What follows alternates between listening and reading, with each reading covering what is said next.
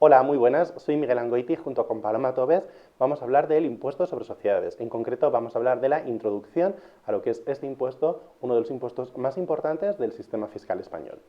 Bien, lo primero que hay que decir al hablar del impuesto sobre sociedades es que este impuesto en España, en el caso del territorio de régimen común, está regulado por la Ley 27 del año 2014, que es la propia ley del impuesto sobre sociedades, abreviada como LIS, todo el mundo la conoce así. Y esta ley luego tiene un desarrollo reglamentario en el Real Decreto 634 del año 2015, que es el reglamento del impuesto, el RIS, también se conoce de esa manera. Bien, ¿cuáles son las características básicas? ¿Cuáles son los rasgos esenciales que tiene el impuesto sobre sociedades en España?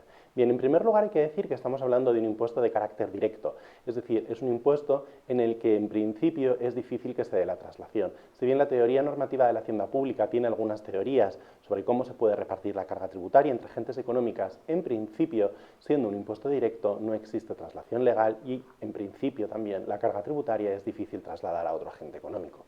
Además, este impuesto grava una manifestación directa de la capacidad de pago, como va a ser la obtención de renta, en este caso por parte de las empresas.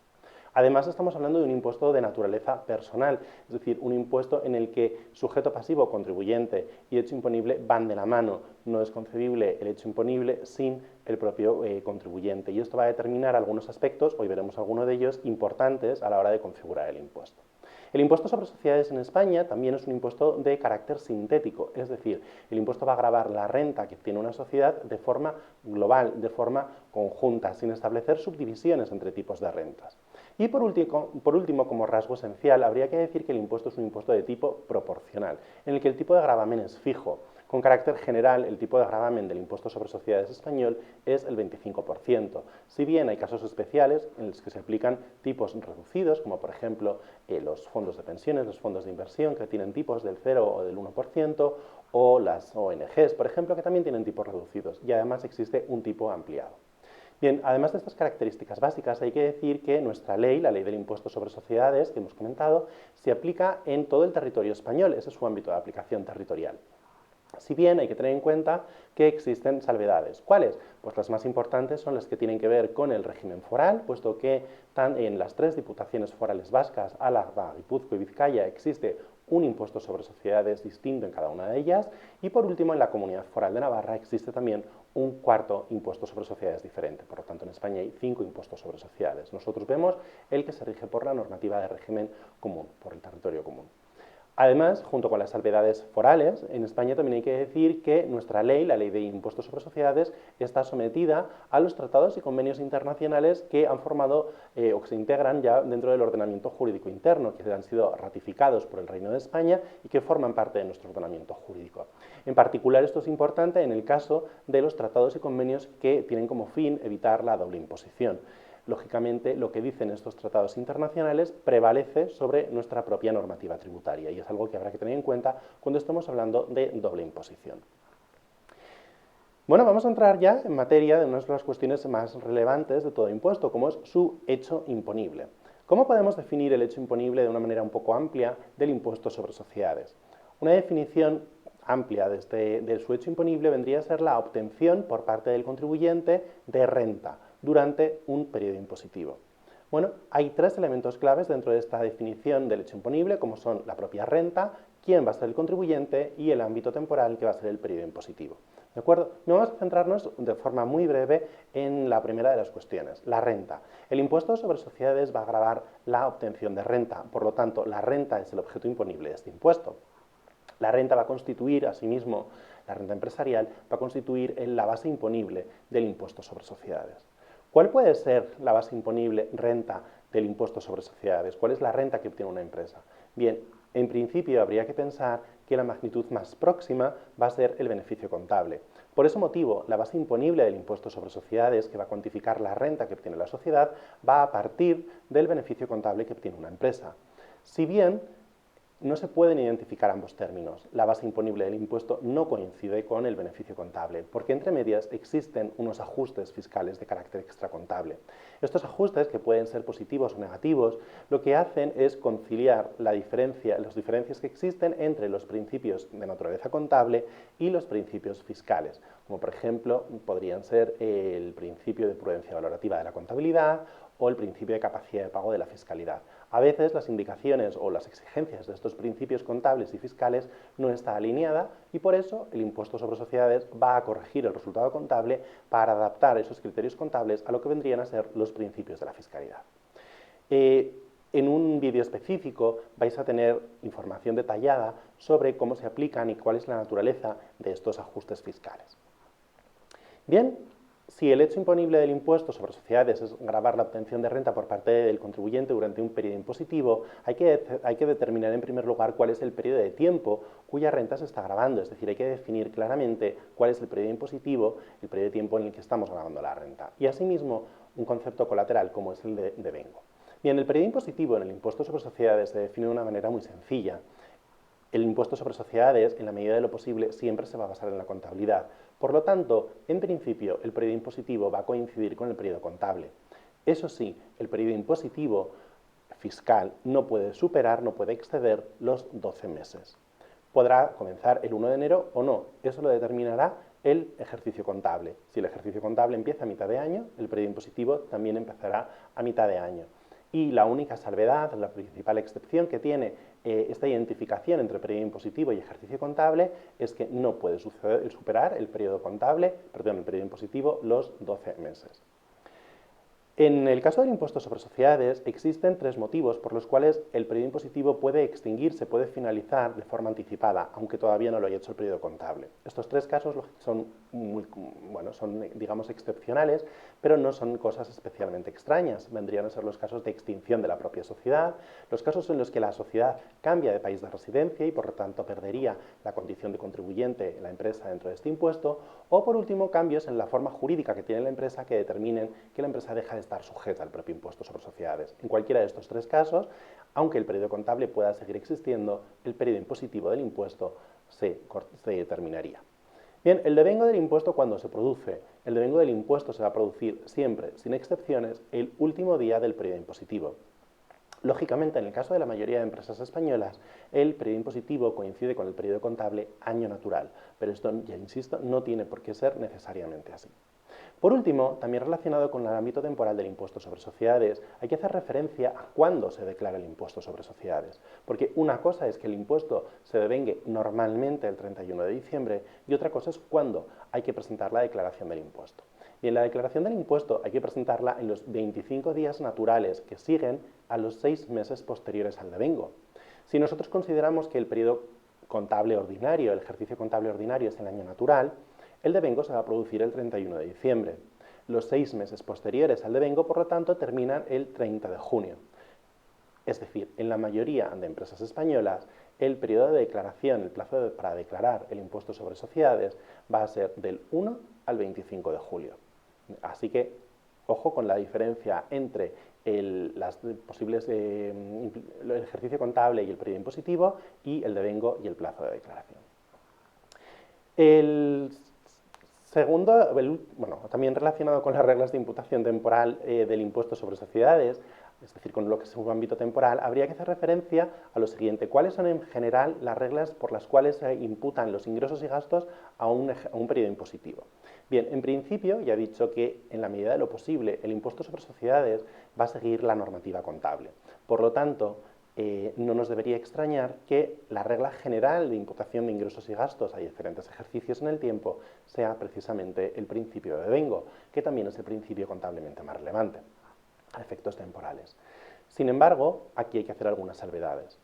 En particular, la más importante de ellas sería que jamás serán deducibles los gastos que no hayan sido recogidos, que no estén contabilizados en la cuenta de pérdidas y ganancias de la empresa o en una cuenta de reservas.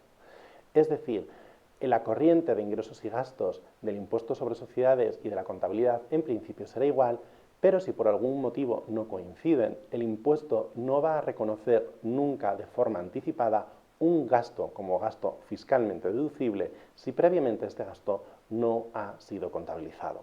Esto es importante. Además, hay que decir que esta regla general tiene una salvedad y son los casos de la libertad de amortización y los casos de amortización acelerada. Tanto en la libertad de amortización como en la amortización acelerada, lo que tenemos son beneficios fiscales. Entonces, lógicamente, para poder aprovechar, para poder utilizar este beneficio fiscal, se exceptúa la regla de que exista una previa contabilización del gasto. En estos casos, ya lo veremos con más detalles, si existe libertad de amortización o amortización acelerada, la corriente del gasto fiscalmente deducible va a ser más rápida, va a ser anterior a la del gasto contable. Entonces, aunque no esté en estos casos contabilizada la totalidad del gasto que fiscalmente se va a reconocer, por excepción sí se podría reconocer este importe superior al contabilizado como gasto fiscalmente deducible. Bien, si existen dos reglas generales, lógicamente también existen reglas especiales. Las reglas especiales están reguladas en el artículo 11 de la Ley del Impuesto y a efectos prácticos a nosotros, para nuestro curso, nos interesa especialmente una, y es que en el caso de las operaciones que se realizan con plazo a plazo o con precio aplazado, existe la posibilidad, no es obligatorio, solamente es una posibilidad, de en lugar de utilizar el criterio de devengo, utilizar una imputación proporcional de los ingresos o gastos en función de los cobros que se vayan realizando. Sería una excepción dentro de los casos generales, de los casos especiales, la más relevante, y bueno, veremos algún ejercicio en clase sobre esta materia. Si el hecho imponible, hemos dicho que está definido por la obtención de renta durante el periodo impositivo por parte del contribuyente, el último elemento que nos quedaría por analizar es la propia figura del contribuyente. ¿Quién es el contribuyente del impuesto sobre sociedades? Bien, el impuesto sobre sociedades grava la obtención de renta. ¿De qué? ¿De quiénes? Pues de las personas jurídicas en principio. En principio podemos hablar de empresas de forma coloquial, pero la naturaleza de los distintos tipos de contribuyentes son todos los que tenemos en esta imagen. Los contribuyentes fundamentales del impuesto sobre sociedades son las personas jurídicas, con la única excepción de las sociedades civiles que no tienen objeto mercantil. Precisamente hablando de sociedades civiles y de otras entidades como las del artículo 35.4 de la Ley General Tributaria, conviene recordar que todas estas entidades no tributan en el impuesto sobre sociedades, sino que tributan en el impuesto sobre la renta de las personas físicas en el régimen especial de entidades en atribución de rentas. Bien, junto a las personas jurídicas tenemos un colectivo importante de otras figuras que no llegan a tener a lo mejor personalidad jurídica propia o no se pueden identificar exactamente como una empresa como tal, pero evidentemente tampoco son personas físicas, en las que nuestro sistema, nuestro ordenamiento tributario decide que todas estas figuras tributen en el impuesto sobre sociedades, porque considera que son más parecidas a una sociedad que a una persona física. Por ejemplo, en las uniones temporales de empresas, los fondos de inversión, los fondos de pensiones o las comunidades titulares de montes vecinales en mano común, entre otras. En todos estos casos, ya digo, aunque realmente no podamos estar formalmente hablando de una persona jurídica o de una empresa como tal, evidentemente tampoco son personas físicas y puestos a elegir en cuál de los dos impuestos, impuestos sobre la renta de las personas físicas o impuestos sobre sociedades, deberían tributar todas estas entidades, el ordenamiento jurídico tributario español determina que sea en el impuesto sobre sociedades. ¿Y en qué característica tienen todos los contribuyentes del impuesto sobre sociedades? Que son residentes en España.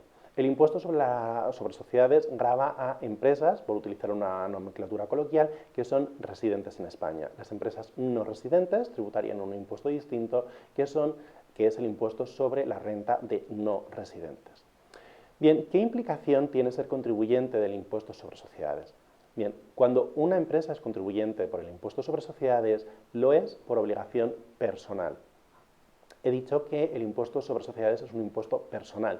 Bien, pues una de las implicaciones más importantes precisamente que tiene esa característica de personal del impuesto sobre sociedades es que los contribuyentes de este impuesto van a ser obligados personales, van a tributar por obligación personal. Es decir, que van a tener que declarar en España toda su renta mundial, con independencia del lugar de proveniencia de esa renta. Si son residentes en España, tendrán que declarar en España toda su renta, tanto la que obtienen en España como la que obtienen en el extranjero. Esta característica, insisto, se debe al carácter personal del impuesto. Si el impuesto sobre sociedades está gravando a las empresas residentes en España, es evidente que hay que definir cuándo una empresa es residente en nuestro país. Para ello, existen tres criterios y basta con que se cumpla uno de los tres para que una empresa ya sea considerada residente en nuestro país. El primer criterio sería que esa empresa esté constituida conforme a la normativa española. Sería suficiente para que una empresa que está constituida conforme a nuestra legislación ya sea residente. Segunda posibilidad, que la empresa tenga su domicilio social en España. Todas las empresas con domicilio social en España son residentes fiscales en España. Y por último, aunque no se cumpla ninguna de las dos anteriores, sería suficiente para que una empresa sea considerada residente en España en el momento en el que la sede de dirección efectiva de los negocios se encuentra en España. ¿Qué se entiende por sede de dirección efectiva? Aquel lugar donde se encuentra la dirección y el control conjunto de todas las actividades de la empresa. En el momento en el que esa sede de dirección ya está en España, aunque en su domicilio social no esté en España, aunque no esté constituida conforme a nuestra normativa, también tendría la consideración de empresa residente. Basta con que se cumpla cualquiera de los tres requisitos. Una vez nuestra empresa es residente en España y por tanto está obligada a tributar por obligación personal en el impuesto sobre sociedades, hay que determinar dónde tiene su domicilio fiscal, es decir, en qué lugar físicamente está su domicilio fiscal. Quizá aquí la redacción de la normativa del impuesto sobre sociedades no sea la más clara del mundo, porque a la hora de definir el domicilio fiscal de una empresa, el impuesto sobre sociedades nos dice que en principio el domicilio fiscal va a coincidir con el domicilio social. Si bien lo condiciona a que en ese domicilio social esté centralizada la gestión administrativa y la dirección efectiva de los negocios. ¿Qué sucede si no coinciden estos lugares? ¿Qué sucede si el domicilio fiscal y el lugar donde se encuentra esa sede de gestión administrativa y dirección de negocios no es la misma? Que prevalecería el lugar donde se encuentra la sede de la gestión administrativa de los negocios. Si por alguno de estos dos criterios no pudiésemos determinar el domicilio fiscal de un contribuyente o una empresa en España, subsidiariamente aplicaríamos un último criterio, que es el lugar donde se encuentre el mayor valor del inmovilizado de la empresa en España. Se territorializaría el inmovilizado en España y se estimaría su valor, y aquel lugar donde se encuentra el mayor valor sería el lugar donde se encuentra su domicilio fiscal. Bien, en el impuesto sobre sociedades, los contribuyentes pueden estar exentos. En el caso del impuesto sobre sociedades, la mayoría de las exenciones del impuesto son exenciones de carácter subjetivo, es decir, sobre el sujeto pasivo, sobre el contribuyente. A diferencia de lo que sucede en otros impuestos, como podría ser el impuesto sobre la renta, en el que lo que tenemos son rentas exentas, en el impuesto sobre sociedades la gran mayoría de exenciones son exenciones subjetivas, es decir, contribuyentes que están exentos. Las exenciones de los contribuyentes en el impuesto sobre sociedades pueden ser de dos tipos. Pueden ser exenciones totales o bien pueden ser exenciones parciales. En el caso de las exenciones totales, aquí vemos cuáles son. Lo que podemos decir es que principalmente estamos hablando de administraciones públicas en sentido muy amplio. Por supuesto, están exentos el Estado, las comunidades autónomas, las entidades locales, todos sus organismos autónomos y luego ya también una serie de organismos públicos como el Banco de España y, yo que sé, el Instituto de España o las Reales Academias oficiales, que también van a estar exentas. Es decir, las exenciones totales principalmente afectan a lo que viene a ser la administración pública entendida en un sentido un poco amplio. Por lo que se refiere a las exenciones parciales, estas exenciones parciales se limitan única y exclusivamente al objeto de la entidad que está exenta. Los casos más importantes de exenciones, por ejemplo, vendrían a ser los de las entidades sin ánimo de lucro o los partidos políticos o las mutuas de accidente de trabajo y enfermedad profesional de la Seguridad Social o los colegios profesionales también están exentos parcialmente. En todos estos casos, lo que está exenta es su actividad principal, es decir, en el caso, por ejemplo, de una ONG, está exenta su actividad de ONG, pero si esta ONG de repente tiene una actividad secundaria por la cual tiene una actividad económica, por la que tiene ingresos, eso sí estaría grabado. La actividad principal no, pero lo que no constituye su actividad principal, sí. ¿De acuerdo? Entonces, en las exenciones parciales, en las que tenemos todos estos casos, la exención solo afectará a la actividad principal que sí se declara exenta. El resto tendrá que tributar en el impuesto sobre sociedades. Bien, con esto damos por concluida la introducción al impuesto sobre sociedades y en los siguientes vídeos ya veremos cómo se determina esa base imponible, cómo se calculan los ajustes y veremos también cuál es la estructura y la liquidación del impuesto. Nos vemos en los siguientes vídeos.